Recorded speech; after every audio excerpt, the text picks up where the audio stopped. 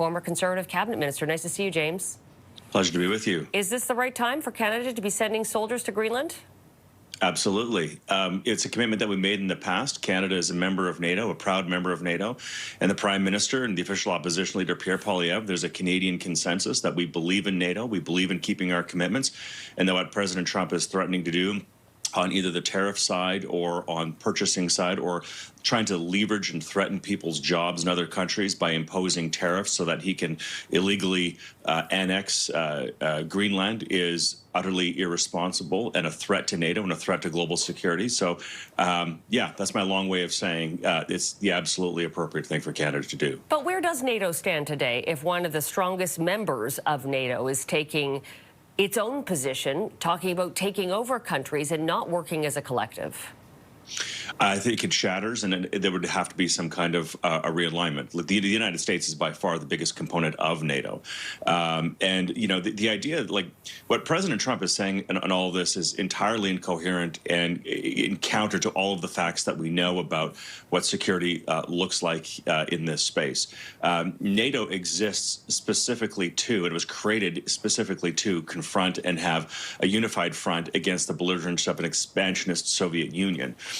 Those fears were allayed after the Soviet Union collapsed, but they've now, of course, reemerged as a consequence of Vladimir Putin's belligerence and aggressions, particularly in Crimea and now across broader Ukraine. And so there's never been a more important time for people to stand shoulder to shoulder.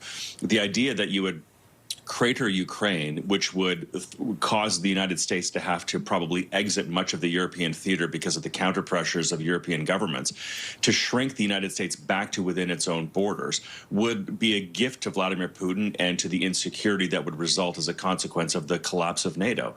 So the idea that you would, America needs Greenland's footprint, which they already have with existing security arrangements, including NATO, that you would shatter the NATO alignment and that would make America safer, is a bizarre proposition to begin with. Do you think diplomacy can prevail? There's an opportunity right in front of world leaders who are attending the World Economic Forum in Davos this week. Is there an opportunity for sidebar talks to occur where a solution could be reached?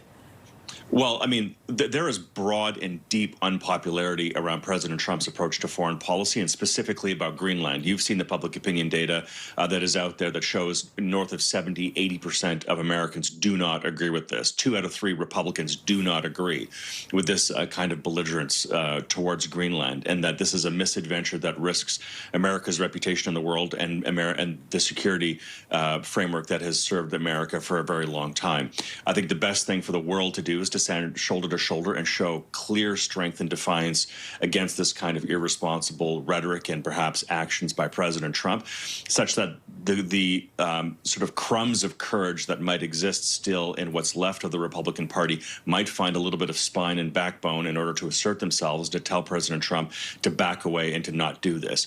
You see some of that rumbling in parts of what's left of the Republican Party, and you see some people in America standing up to Donald Trump on this policy. And I think if the rest of the world stands up and draws a clear line of consequence against President Trump, I think that would provide a little bit more animus for people to find the courage in the United States. And for people who think that this is Donald Trump, look, when you will remember when actor and director Rob Reiner was murdered, Donald Trump came out and said some really awful and ugly things about Rob Reiner, and saying that maybe people didn't really like him because he didn't support Trump and all of that. And Caroline Leavitt, Donald Trump's press secretary, said, look, you know, Donald Trump is plain spoken and he tells you what's on his mind and what's in his heart. So when Donald Trump says that he has to have Greenland and that he's prepared to not necessarily use peaceful means in order to capture Greenland, if the White House wants us to take him at his word and take his belligerence for what it's worth, then the rest of the world needs to act extraordinarily seriously and stand together, stand united against that kind of affront to the world order that has led to peace and prosperity, and so that Americans who maybe are finally having had enough of Donald Trump can find the courage that they need to do what the world needs to have happen, which is for America to come back to a place of reason and responsibility when it comes to their place in the world as a superpower. One last question for you, James, before we let you go. What do you make of Trump's extension of an invitation to Vladimir Putin to join a board of peace? Sort of an ironic invitation, given the fact that he's invaded another country. Well, you said it. right? I mean, I think it shatters the entire purpose. You don't have somebody who has committed war crimes, who has murdered civilians, bombed hospitals, and carpet bombed civilian populations, and say, well, he's going to be a member of a peace board. That's moronic, you know. So I think if this is actually something that he's trying to do and trying to announce to the world at the World Economic Forum, which apparently is his plan, then Canada should not just turn its back on this. It should run away from this. Carney has tentatively agreed to attend this, to be a party to this Board of Peace. Do you think if Putin sits on the board, he should recuse himself? It changes everything, and Canada should walk away. Look, we have a Board of Peace.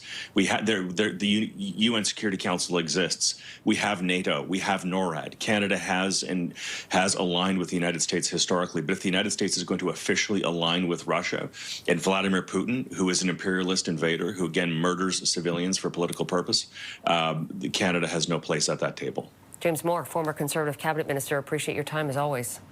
Thank you.